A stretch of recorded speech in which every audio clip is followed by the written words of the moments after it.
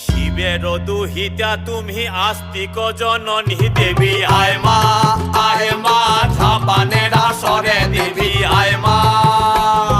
শিবের দুহিতা তুমি আস্তিক জননী চরত কাঢ় মুনির পত্নী বাসকি ভগিনী দেবী আয় মা ঝাপানের আসরে দেবী আয় মা ঝাপানের আসরে তুলায় পড়ে কাতর হয়ে ডাকেছি তোমারে দেবী আয় মা।